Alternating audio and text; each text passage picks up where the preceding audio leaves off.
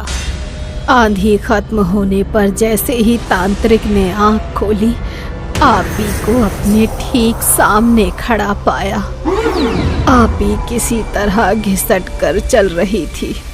तांत्रिक ने एक मुट्ठी राख आपी की ओर फूंकी तो उसे आपी के ऊपर सवार एक धुएं की आकृति दिखाई पड़ी। तांत्रिक ने अपनी क्रिया प्रारंभ की। उसने अब्बू और अम्मी के हाथों में एक ताबीज बांध दिया और तीसरा ताबीज कुछ देर की साधना के बाद आपी के हाथ पर बांध दिया। दरअसल ये वही समय था जब जिन की शक्तियां क्षीण हो चली थी। रेशम आपी को ताबीज बांधने के बाद उसने आंख बंद करके फिर से अपनी शक्तियों का आवाहन किया। कुछ देर बाद आंख खोलकर उसने बताया कि जिन का तोड़ उसी किताब में है जिसको पढ़कर उसे दूसरी दुनिया से यहाँ बुलाया गया था। हमें वो पुस्तक खोजनी होगी। हवेली के पुस्तक घर में बहुत खोजने के पश्चात तांत्रिक को वह मंत्र पता चल ही गया जिनके माध्यम से जिनको कैद किया जा सकता था या वापस उसके लोक भेजा जा सकता था। आशा की किरण दिखाई ही पड़ी थी कि समय सीमा समाप्त होने के कारण जिनकी शक्तियां लौटने लगी। वो फिर से आपी को अपने नियंत्रण में करने का प्रयास करने लगा। आपी बेतहाशा चीख रही थी, अपने नाखूनों से अपना चेहरा और बाल नोच रही थी। उसके जिस्म से जगह जगह खून रिसने लगा था। अम्मी उसे देखकर गश खाकर गिर पड़ी थी। अब्बू सन्न खड़े इस खौफनाक मंजर के गवाह बन रहे थे। तांत्रिक ने जिनको वापस भेजने वाले मंत्र फूंकने शुरू ही किए थे कि मंत्रों की आवाज सुनकर वो क्रोधित हो उठा। आपी ने एक झटके में अपना ताबीज उतार कर दूर फेंक दिया। वो मर्दाना आवाज में गुर्राई। क्रोध में उसकी आंखों से पानी की जगह खून रिसने लगा। इंसान की भांति 2 पैरों पर नहीं, जानवरों की भांति 4 पैरों पर चलते हुए वो एक शिकारी जानवर की भांति तांत्रिक पर लपकी। आपी तांत्रिक के सीने पर चढ़ी हुई थी। उसके मुंह से टूटे फूटे शब्दों में यही सुनाई पड़ रहा था, तू मुझे मेरी इफरित से दूर करेगा, मैं तुझे दुनिया से दूर भेज दूंगा। तांत्रिक को शायद अपना अंत समय दिखाई दे गया था, या शायद वो पहले ही समझता था कि वो यहाँ से जीवित नहीं लौट सकेगा। तब भी उसने आपी के लिए इतना बड़ा खतरा उठाने का जोखिम मोल लिया।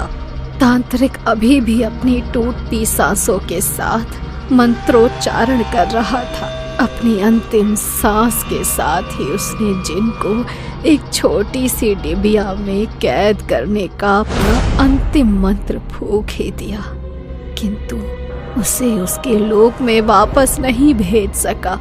आपी ने ढाल सी एक तरफ लुढ़की पड़ी थी, एक बेजान शरीर की तरह। साथ ही में उस महान तांत्रिक की लाश पड़ी थी। एक और बहुत महत्वपूर्ण वस्तु जो वहां मौजूद थी वो थी जिन की डिबिया। अब्बू को कुछ नहीं सूझ रहा था, आगे क्या किया जाए। वो दौड़ते हुए चचा के पास गए। चचा ने अपने हिंदू मित्र की सहायता से उस डिबिया को इस कमरे में बंद करके बाहर से मंत्रोच्चारण करके बालाजी महाराज के यहाँ से लाए हुए रक्षा सूत्र से बांध दिया। जिन अब इस कमरे में कैद था। एहतियातन इस कमरे के साथ के सारे कमरे सदा के लिए बंद कर दिए गए। आधी हवेली जिन के लिए छोड़कर बाकी की हवेली में आना जाना होने लगा। और आपकी रेशम आपी, उनका क्या हुआ? जिन तो जा चुका था, किंतु आपी अभी भी बेजान सी पड़ी थी। उसका शरीर बेहद कमजोर या कहिए एकदम खोखला हो चुका था। अभी तक शैतानी ताकत के प्रभाव से वो चल फिर रही थी, किंतु अब तो वो बिस्तर से हिल तक नहीं पाती थी। उसके उनके शरीर पर लगे जख्म समय के साथ और ही बढ़ते जा रहे थे। साथ ही शैतानी जिन का अंश उनकी कोख में होने से उनकी ताकत क्षीण हो चली थी। 4 रोज तक जीवन और मृत्यु के साथ संघर्ष करने के बाद अंत में उनकी मौत हो गई। आपी की मौत के बाद अम्मी अब्बू बिल्कुल बेसुध हो गए थे। अम्मी तो कई रोज तक खाना ही नहीं खाती थी। लेकिन सबसे बड़ा सत्य यही है कि मरे हुए के साथ मरा नहीं जाता, जीना तो पड़ता ही है। इसीलिए अपनी इकलौती संतान को खोकर भी बाकी बची जिंदगी को काटने के लिए अम्मी अब्बू के पास की बस्ती में एक छोटा सा मकान ले लिया और हवेली से सदा के लिए पलायन कर दिया। आपी की मौत के ठीक 5 महीने बाद मेरा जन्म हुआ, लेकिन उससे भी अम्मी के निर्जन पड़े मन में कोई हलचल पैदा नहीं हुई। मेरा सारा बचपन यूं ही उपेक्षित सा बीता। जिन चला तो गया था हमारी जिंदगी से, लेकिन एक अजीब सी मनहूसियत सदा मेरे परिवार का पीछा करती रही। अम्मी अब्बू अपनी जवान बेटी की अपनी आंखों के सामने हुई दर्दनाक मौत को कभी भुला ही नहीं पाए। आप ही के गम में अम्मी मुझे 12 बरस की उम्र में ही छोड़कर अल्लाह को प्यारी हो गई। अब्बू भी चुप की चादर लपेटे बस अपने दिन काट रहे थे। हमारे परिवार की खुशियां तबाह हो चुकी थी। 17 बरस में मेरा निकाह हुआ तो लगा अब जीवन में कुछ रंग भर जाएंगे, किंतु यहाँ भी बदकिस्मती से मेरा पीछा नहीं छोड़ा। निकाह के कुछ दिन बाद ही मेरे शौहर का इंतकाल हुआ और मैं वापस अब्बू के पास आ गई। अब्बू ने कभी नेह भरे 2 शब्द भी नहीं बोले थे मुझसे। उनके भीतर कहीं गहरे में ये बात समाई थी कि मेरा जन्म उस जिन के प्रलोभन का प्रतिफल है। समय बीतता गया और ऐसे ही नीरस जीवन बिताते अब्बू भी अल्लाह को प्यारे हो गए। अब बस मैं ही अकेली अपने जीवन के अंतिम दिन गिन रही हूँ। लेकिन मुझे एक बात समझ में नहीं आ रही है कि वो जिन कमरे से बाहर कैसे निकला। अम्मा ने अपने भीगते कोरों को आंचल से पोंछते हुए कहा, हो सकता है उन मंत्रों का प्रभाव खत्म हो गया हो और जिन अपनी डिबिया से निकलकर दरवाजे के खुलने की प्रतीक्षा कर रहा हो। विनी ने भूलवश दरवाजा खोला हो और जिन ने उस पर अपना असर दिखा दिया हो। रेशम की कहानी सुनने के बाद माँ बहुत बेचैन सी नजर आ रही थी। रह कर उनकी आंखों से आंसू गिरने लगते, किंतु आज वो अपनी ममता में ना बहकर विवेक से काम लेना चाहती थी।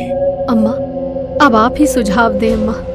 मेरी बच्ची भी उस शैतान का अंश अपनी कोख में लिए हुए है और शायद उसे अंदाजा हो गया है कि हम कुछ न कुछ कदम उठाने वाले हैं। तभी विनी अपने कमरे से बाहर निकल आई। अम्मा ने मंत्र पढ़ते हुए हाथ सोने के सर पर रख लिया, क्योंकि इस समय वही जिन का अगला शिकार थे। विनी घसीटती हुई हॉल में दाखिल हुई। अम्मा को लगा मानो उसकी रेशम आप ही घसीटते चली आ रही हो। अगले पल हम क्या देखने वाले थे हमें कोई अंदाजा नहीं था, और शायद अंदाजा इस बात का भी नहीं था कि एक बार अपनी रेशम इफरित को खोने और बरसों कैद में रहने के बाद जिन कहीं गुना खूंखार और खतरनाक हो चुका था। वह किसी भी कीमत पर विनी के शरीर को छोड़ना नहीं चाहता था। विनी अम्मा को देखकर मुस्कुराई, इतनी भयानक हंसी कि देखकर मेरे भीतर डर की लहर सी दौड़ गई। बढ़िया। वो फिर से दोहरी आवाज में गुर्राई, चली जा यहाँ से। अम्मा अभी भी मंत्र फुसफुसा रही थी। विनी ने जोरदार फूंक अम्मा की ओर मारी। अम्मा की गर्दन एक और लटक गई। डर से हमारी चीख निकल गई। आज ही तुम सबका काम तमाम करूंगा। इस बार मेरी इफरत मुझसे दूर नहीं जा सकेगी। अचानक विनी के मुंह से एक जिन्न की भयानक आवाज सुनाई दी।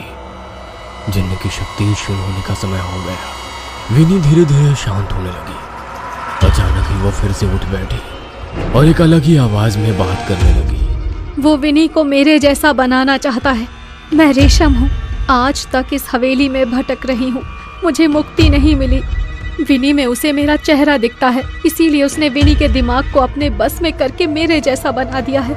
ये बहुत शक्तिशाली जिन है, तुम सबको मार डालेगा।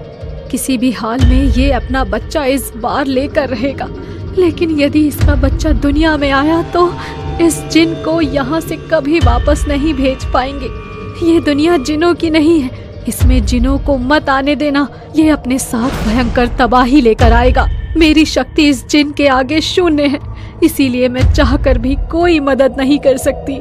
लेकिन उस किताब का पता बता सकती हूँ जिसमें इसे यहाँ से वापस भेजने के लिए मंत्र लिखे हुए हैं। अचानक एक तेज आंधी चली। एक किताब आकर उसके सामने गिर पड़ी। एक के बाद एक किताब के पन्ने पलटने लगे और एक जगह आकर रुक गए। सबसे पहले कागज पर इस मंत्र को लिखकर उसे पानी में घोल देना है।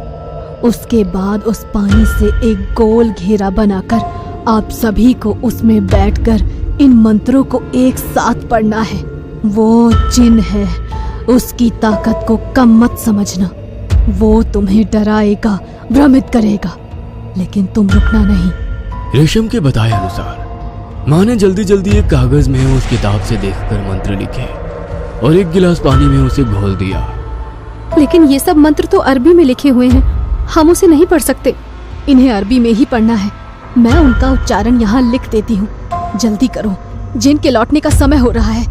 जिन से अपनी बहन को बचाने का एक आखिरी उपाय मुझे मिल गया था। रेशम के बताए अनुसार हमने सारी तैयारियां कर ली थी।